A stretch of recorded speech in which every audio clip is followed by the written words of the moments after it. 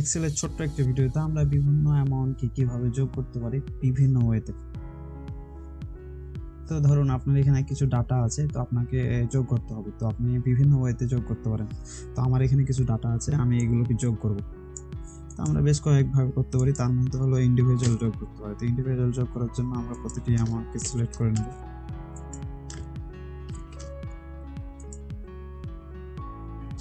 Plus দেন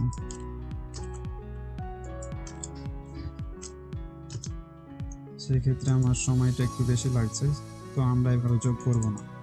professionally যোগ করার জন্য সাম ফাংশন ইউজ করা হয়। তো সাম ফাংশন ইউজ করার জন্য আমরা SUM দেন হলো আমরা কোথা থেকে কোথায় পর্যন্ত যোগ করতে চাই, অর্থাৎ আমি এখান থেকে লাস্ট পর্যন্ত যোগ করতে চাই। তো আমাদের D4 মিনস রো এর এই সেকশনটা অ্যান্ড D8 মিনস রো এর এই সেকশনটা। তো আমরা এখান থেকে পর্যন্ত যোগ করতে চাই, দেন আমরা সেকেন্ড ব্র্যাকেট ক্লোজ করে এন্টার দিলে আমরা আমাকে পেয়ে যাচ্ছি। তো আমরা দুটি ওয়ে অলরেডি দেখে ফেললাম। এবার আমরা সাব টোটালের ব্যাপার দেখব। সাব টোটাল ইউজ করে আমরা যোগ করতে পারি, বাট এটা একটু ডিফারেন্স বলতে এখানে সামের মধ্যে অর্থাৎ ফাংশনের মধ্যে ফাংশন, অর্থাৎ এখানে সাব টোটাল নিজে একটাই ফাংশন।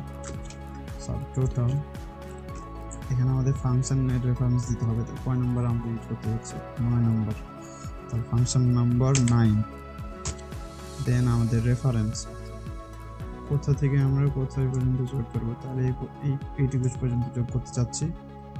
এদের D8 থেকে D4 যোগ করবো, তো D4 যোগ করার জন্য দেন এন্টার দিলে আমাদের এমনগুলো পেয়ে গেলাম। সেক্ষেত্রে আমরা অলরেডি তিনটি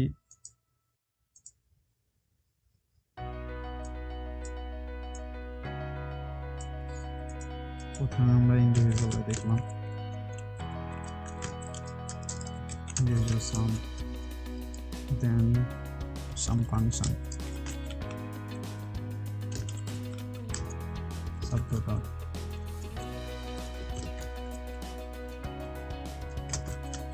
function,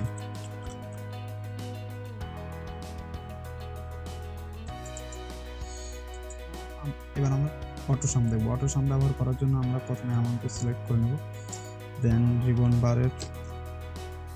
বার থেকে অটো সামে ক্লিক করলে আমরা সেই অ্যামাউন্টটি পেয়ে গেলাম। তাহলে আমাদের অটো সাম হয়ে গেল। অটো সাম দেন লাস্ট যেটা দেখবো আমরা শর্টকাট কি, কিবোর্ডের শর্টকাট কি ব্যবহার দেখব। এটি সব থেকে কম সময় লাগে কোনো অ্যামাউন্টকে যোগ করতে। তো শর্টকাট কি ব্যবহার করে করতে পারি, সেক্ষেত্রে আমাদের কিবোর্ড থেকে অল্টার প্লাস ইকুয়াল দিলেই আমাদের অ্যামাউন্টটি সিলেক্ট হয়ে যাবে। সিলেক্ট হয়ে গেলে ইন্টার দিলে আমাদের অ্যামাউন্টটি পেয়ে যাবো।